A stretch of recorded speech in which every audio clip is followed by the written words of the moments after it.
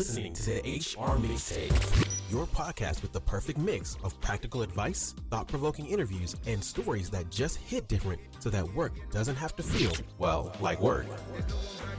Now, your host, Shari Simpson.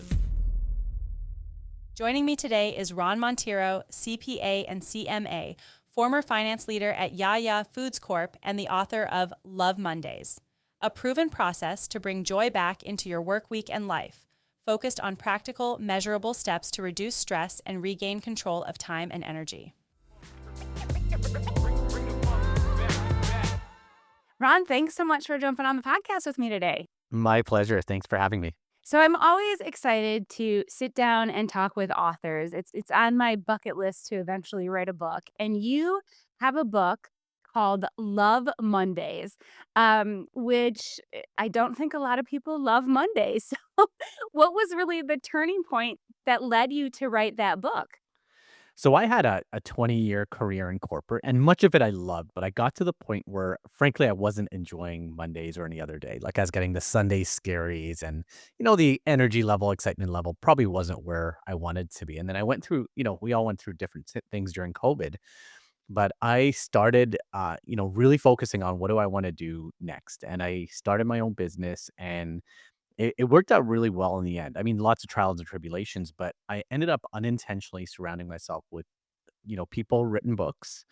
It had always been kind of like a bucket list, but something I didn't think was possible. I love how you mentioned bucket list. And, things started to line up and I got introduced to the right people. And this concept of Love Mondays is something that's intrigued me my whole life. Like, say, why do people "Oh, it's only Monday, and then Wednesday, it's hump day, and people get excited, and Friday." And look, I love the weekends, but like, what if we all loved every single day? So it's just the spirit of everybody's an individual, just finding more joy in their lives. And I think we spend 90,000 hours on average working. That's insane. Yeah, we forget how much of our lives are spent in the workplace. And it's no surprise that there's all this, books and education and, how do we make work better? You took I think a pretty process oriented approach. Maybe walk us through how like having that structured approach really helps us kind of lean into feeling better 7 days of the week. Yeah, so I think the structured approach that worked for me was starting with hiring a coach. And I had taken this course way back with an individual who had walked a similar path. So he was in corporate and then he started his own training business. And he just had tremendous energy. We had the right chemistry. So I actually hired him and said, "Look, Wayne, I'm looking to make a move. Are you open to coaching me?" And he had this brilliant analogy of, okay, we're crossing the bridge. Like we're doing something very different. Let's do it one line at a time across the bridge. And he would use that type of language with me, which resonated very well. And I started following his advice pretty much. Okay, here's what we need to do and going step by step. So the process was very, very helpful. And specifically the coaching was what really, really helped me stick with it as opposed to abandon it when I hit my first two hurdles, right? Which were inevitable. How do you help those who might be in the same spot, who might not have the financial means to hire a coach? How do they get into that process where they are finding that balance and setting those processes and not losing sight? I mean, so I think our audience knows this. And then last year I have found out that I have ADHD. And so it was like a big aha moment for me as I navigated and kind of looked back at my life as to how I've try to create systems for myself to work, but there are many a pile of things that I have started and not finished because I didn't have kind of like you said that person in my corner to be like, "Hey, let's continue doing this. Let's take it step by step." Yeah, no, I like your question. And yeah, clearly we can't all afford coaches. And I was at a point where I could. But I think it's around finding who are some other people in your circle who may be going through the same thing and you can use each other as an accountability coach, right? And just to say what's the amount of time we're spending each and every day on this journey to start finding more joy in our lives. And look, I think it's as simple as say, I'm gonna carve out 15 minutes a day to work on it. And, the way I structure my book is I put in a bunch of exercises to say, let's work on it as we read or read it and come back to the exercises because I'm also the type of person. It's very hard to carve out the time to do the exercises, right? But I think to make meaningful change, it takes commitment, right? And so whether it's accountability coach, whether it's maybe just doing a few minutes every day because our lives are really, really busy. So I don't underestimate that. But it's just that commitment to make a little bit progress every single day. Well, and that goes to that concept around really being able to set boundaries and keep them. I've shared this before that, several months ago now, probably over a year ago now, I started blocking out my Fridays to have no meeting Fridays. Now, granted, sometimes I have meetings on Fridays, but for the most part, my Fridays now are free. And that changed so much about the way I looked at my work week, what I had to accomplish Monday through Thursday, what I saved Friday for. Now, everybody has that luxury, but everybody does have the luxury of starting to set boundaries. How did you use that process of boundary setting to help, make these steps that you needed to make? Yeah, and I'll start by I was absolutely horrible at this in the early part of my career. I would let my work take over my entire life. I would skip appointments, dentist appointments, all these things to say I really didn't understand how important it was. And then I started observing some of the leaders I worked with who were CEOs and executives, and they would they'd block out every single lunchtime. They'd have their assistants religiously block off times in their calendar. I didn't quite understand it, but, what I did a couple of years ago, I had to drop my son to school at 7 AM or 7:30, and then I had to pick him up at 3:30. It was, and I'm an entrepreneur, so I could figure out a way to do it most days. I blocked those times in my calendar, and I don't have to do that anymore. He walks to school now. I left that in my calendar, and I think it aligns to what you said about your Fridays to say, I'm intentionally carving out time to make meaningful progress on the things that matter. And then the other thing that, from Atomic Habits, I'm a big book person. There's a cool little strategy to say, hey, what's a thing you're maybe procrastinating on and reward yourself after. And so every single morning I do a 10-minute meditation. And only if I do that, I have my coffee. And that's a little trick I have because we're all natural procrastinators. So what's a mechanism to almost trick yourself or a hack or something like that to carve out time? And when I was writing my book, my publisher said, look, it's about daily action. So let's make a rule at least 30 minutes every single day. And I would sometimes it would be 9 o'clock at night. I'd go to the coffee shop pretty close to our house, set a timer, and some days, 30 minutes, I'm done. Other days, I'd be like, "Oh, I can keep going," right? So, again, I think it's down to that daily action. I love your strategy of time blocking because, we naturally procrastinate and our phones are a huge asset and a huge distraction, right? So, let's spend more time with it being an asset, I think. Ah, that's such a good point. I'm pretty good with my phone, I think compared to others, but there are definitely days when I know that, whether I'm tired or, I've got a lot on my mind, the phone is the default, right? You kinda just end up in that doom scroll because 'cause you're trying to give yourself that hit of dopamine to, like, maybe if I, sit and watch TikTok for 10 minutes, I'll feel motivated because 'cause I'll have laughed or whatever, but we know that doesn't work, right? Like, our phones are Yes, not yes. used that way.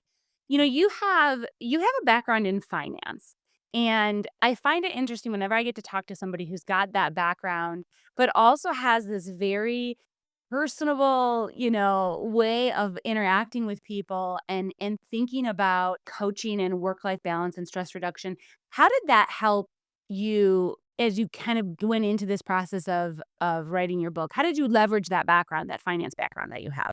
Yeah, no, and again, I've had quite the journey, right? So at one point in my career, I got promoted to a director role, very senior. I was like really taking it seriously, and I had this VP who was I was working with, and he would pretty much send emails the entire day and night. And it was not a negative intent. It was just the way he would think of an idea. He was a brilliant guy, and he'd shoot off an email. And I had this misconception that I had to respond right away. And I remember very clearly, my kids were really young.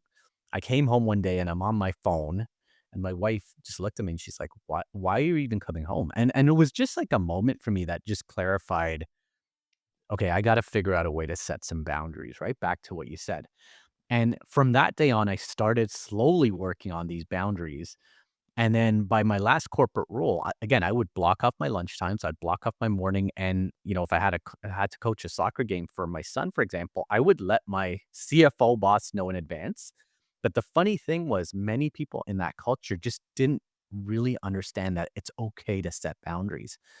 And I did it. Many of my peers didn't do it. They would cancel vacations if meetings got moved, things like that. I was at a point where like I felt like that I knew my priorities a little better. but many people just don't believe it's possible. So I think there's a huge responsibility for leaders to set an example. And so when I was at those in those senior roles, I would be very clear with my team. Okay, it's Friday afternoon. Our company is saying some are off, some are Fridays, whatever it is. Let's go. And they'd look at me with this bewilderment in their face. So finance is, we've been beaten down for many years, right? And it's a hard function because oftentimes you're at the end of a process, right? So you're requiring a lot of information to come to you that you ultimately have to present it. So look, there's going to be peaks. Like I remember 2 in the morning, I'm putting a presentation together, 3 a.m. I know other people do all nighters. So as long as that's the exception, that's okay. But I think it does come back to being very clear on boundaries and knowing, hey, I'm going to get the work done in a quality manner. And that's what counts. Well, and HR sits in that space as well. We don't have the same cyclical demands that finance has, right? Year end, month end, that kind of stuff. You can't move month end, right? It just exists.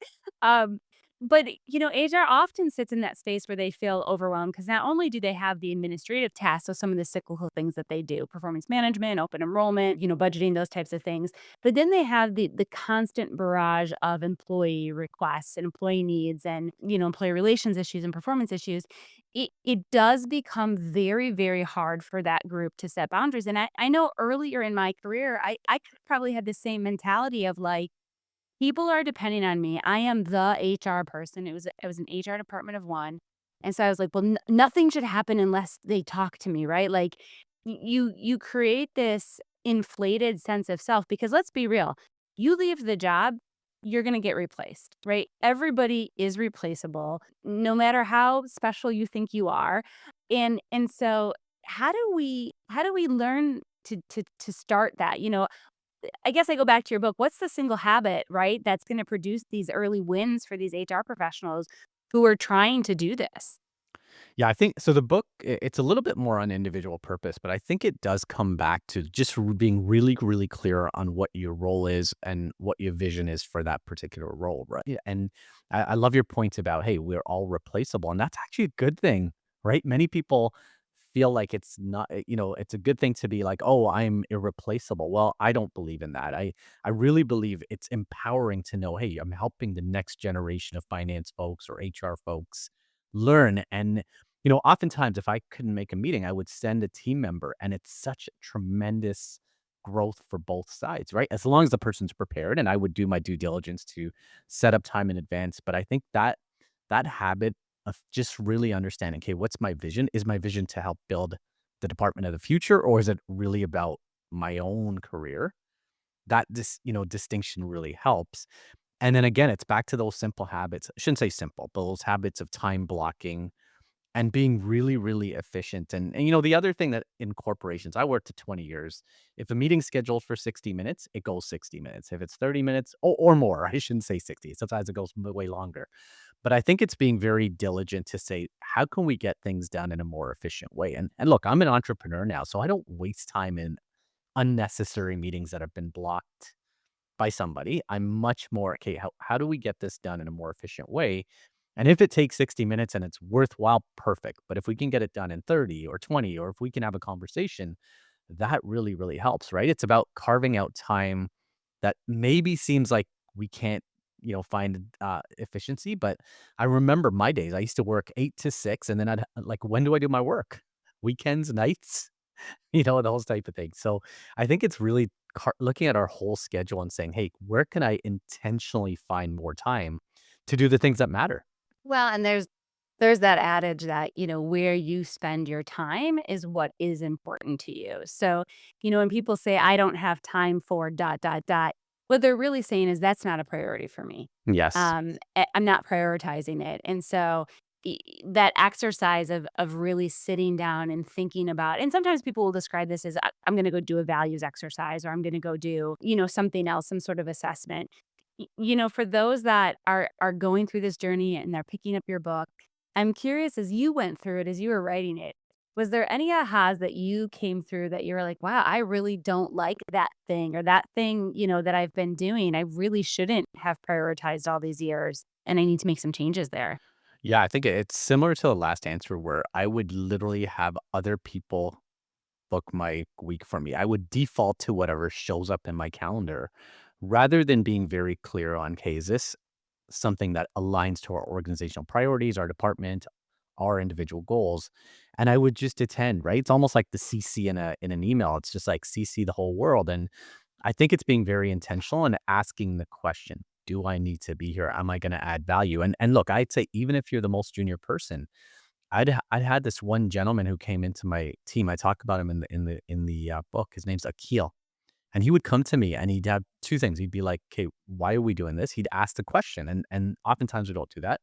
The second thing, he'd come to me every single morning. He'd be like, "Hey, Ron, what's the goal for today?" And some days, like, it's like mail in Friday or I would just be like, and I didn't understand how powerful was at the time, but I think it's those simple daily habits. Okay, what's my goal for today? And so one of my mentors, and he's one of the people who encouraged me to start my business. At one point he told me, Ron, stop talking to me about this. When you register your business, let's continue the conversation. So anyway, he's an entrepreneur, super busy guy, multiple countries, locations for his business. And he would say every single day, he would write three things down on a post-it note. Those are the top three things he wants to get done for that day. Some days it'd take 30 minutes, some days it would be 10 hours. But he would say, I want to keep that front and center such that I'm not pulled into a million directions like HR professionals, finance professionals. And look, the emergency days are still going to come. So we have to prioritize, get them done. But it's like, how do we have a little bit of compass to say, what are the things that are going to help me move my agenda forward, me find more energy, me find more joy, right? And that little tip to me is something I've stuck with it. And I've reminded myself now. So I might have to do that today. I wasn't doing that this week. I love that. I love a good Post-it memo. I think for those of us that do have ADHD, we're always trying to find like the hack for our brain that's gonna help us. So I love that, your 3 goals for the day. And I wanna highlight something that you said, because I really appreciated how you said it. It doesn't matter what level you are in your career. You have the opportunity to continue to ask, do I need to be at this meeting? Can I contribute in a meaningful way? What is the expectation for me to be there? And asking the question, why are we doing this? I was in a meeting yesterday and somebody was presenting something that was a very valuable new resource that we had talked about creating for our organization. And, I really felt as we were going through the meeting that while what the person presenting was valuable, it really felt like we were solving a problem that was a symptom. We were solving a symptom and not actually solving the problem. And so there's a way to ask questions in an appropriate way that doesn't diminish the work somebody's done. And I just said, "Hey, I'm going to play the dissenter for a minute and ask, why are we doing this? It seems to me like this is the problem we have to solve, but we're over here doing this. Help me understand," right? I didn't want to obviously diminish the work that was being done, but there's definitely that opportunity to say, like, "Hey, help me understand," because if you're thinking it, you're probably not the only person thinking that. Yeah, no, I totally agree. And we're in such a different age, right? Like with AI and things like that, right? Like the most dangerous words to me are we've always done it this way, right? And you mentioned the good old month-end meeting for finance and it's a ritual, right? But why do we spend I've been thinking lately about it. Why do we spend so much time on the past and not enough time on the future?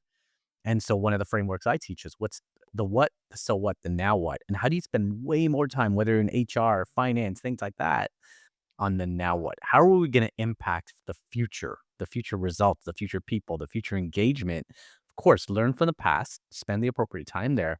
But I think those type of questions are really powerful, whether you're the intern. And again, I've had most interns who started in most of my career come in and they say, tell me what to do. And that's fine.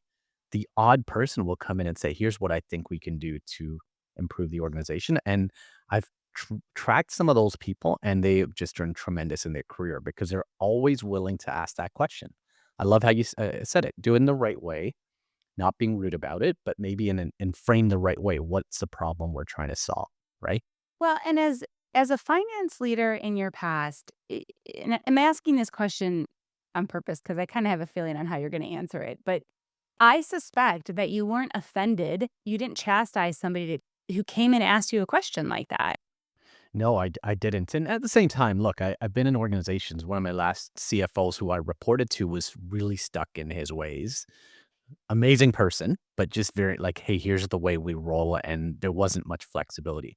But in my last few roles. And I think most of the leaders I work with now, they're very open to how can we do things better because there's fewer hours in the day. I mean, not fewer hours in the day, but there's way more priorities and it's hard to find time to do anything, right? So that approach for it, think about an entire team that says, hey, how do we make things better, more efficient, really focus on the things that matter. There's all kinds of time in everybody's day, I believe, to find that time. Oh, I agree. And for those that are probably screaming into their radio or their phone as they listen to this, there's that saying like this could have been an email, right? Yes. This could have Yes. been a 15-minute meeting if you had sent me the agenda in advance instead of a 60-minute meeting. All those different things. Ryan, as we wrap up our conversation, what's the one nugget or what the one thing that you want the audience to take away to really help improve how they create the purpose for themselves and move forward and really start to love Mondays again. Yeah, no, and so just to explain the book a little, so the way the book works is like, let's say you have you know, a dissatisfaction with your work right now. It could be small, it could be large. It works through a very systematic process to say, okay, let's find purpose in our job, in our life. That's step one. Step two is building that bridge to say, how do I, maybe it's within the same organization, find a different role which lights you up a little bit more. So it's what are those steps to build that bridge to loving Mondays more? The third is what's called burn the boat. It's like, hey, I'm going all in on this business, on this new role, on this podcast, whatever you call it. And then the last step is flex your muscles, which is really how do you adjust to change because change happens all the time and being open and excited maybe by change instead of, hey, apprehensive like most people are. The middle section is, hey, how do we engage our team? So it's 7 different factors to say, how do we build a system and an environment where people want to come in on a Monday. Like imagine that. And then the last is just 20 what I call Monday Mavericks. And it's amazing people, teachers, a Buddhist monk, CEOs, a publisher, like people from all walks of life who have found their joy, right? Because I really believe it's unique that our ability is, that we can find. And so it's those people and what do they do? They have early morning routines where they focus on themselves before the world gets to them. It's things like that. They think about what did they love in their past when they were young and how do we come back to it? So there's many different things in there just to provoke some thought to help people believe it's possible to love their Mondays a little more because I think it has to start with that belief. Ron, such good advice. I can't wait for our listeners to grab a copy of your book. I'll make sure I put a link in the show notes so that you can grab Ron's book and start to love Mondays again. Thanks so much for sitting down with me today. Thank you so much. It was a lot of fun. I hope you enjoyed today's episode. You can find show notes and links at thehrmixtape.com. Come back often and please subscribe, rate, and review.